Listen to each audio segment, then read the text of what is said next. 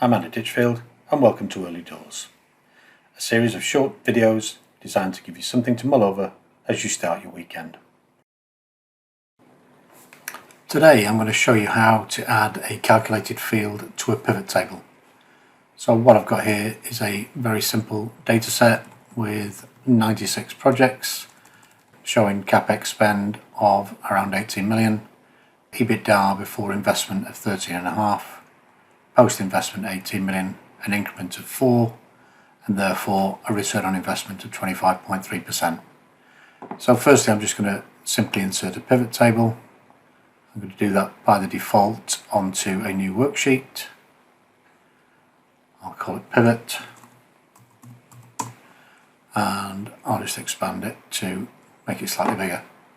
So if I look at it first by division, into the row field, and I'm going to want my total CapEx, the incremental EBITDA, and I'll put the year one ROI in here, but explain why that doesn't quite work in this instance. So on our pivot table, just to tidy up with some formatting, so I'll put this to thousands, that's our 18.4 we mentioned as total CapEx, the incremental EBITDA from the investment, and then these are the ROIs. But the percentages there are obviously incorrect. If we go back to our original data set, 25.3%, which is the 4.6 divided by the 18.4. Okay, that's what I'd expect to see. But on this you can't actually get the ROI properly, because even if we change the field settings and make that an average, that's not our 25.3%, because the simple maths is the increment divided by the CapEx in percentage is the 25.3. Now a lot of people, when they're calculating things like this, would actually just put the math outside of the pivot table. However, there's a much better way of doing it, so let's remove that from the pivot table. Anywhere in the pivot table, if you go onto pivot table analyze, and you have this item called fields, items and sets, and we could add a calculated field. We're going to call that ROI. The formula, it's a little clumsy this, but it's year one incremental EBITDA. You can either press the insert field, or if I press divide by the total CapEx, you can also double click that to insert it. Click OK. Now we need to reformat this as a percentage, and the best way of doing that is to right click on it and do number format.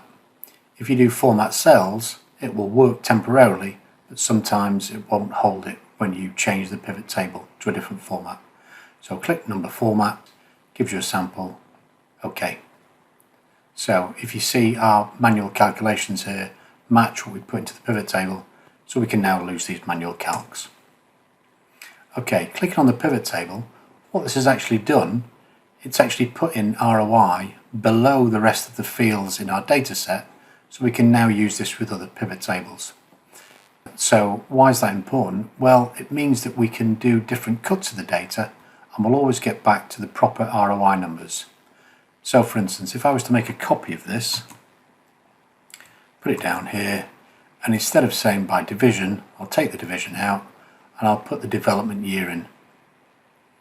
So what we now have is the 25.3% split over the development years, so the current and the last 2 years. Okay. If we make a further copy of this pivot table, and this time I'll put it there, I'll put the division marker in, and this time I'm just going to concentrate on the managed division. So I'll filter by managed, so that's our 23.3% that we calculated up here. And now instead of the year of development, I can take that out and add in the brand. And again, it now shows 23.3% that the best performing in terms of an ROI performance was brand 2 at 33%. So there you have it, very versatile, great way of adding to your pivot tables. Well, that's all for this video. Thanks for watching. Please click the thumbs up beneath the video if you've enjoyed it, and feel free to leave me a comment. My contact details will appear when the beer is poured. Cheers.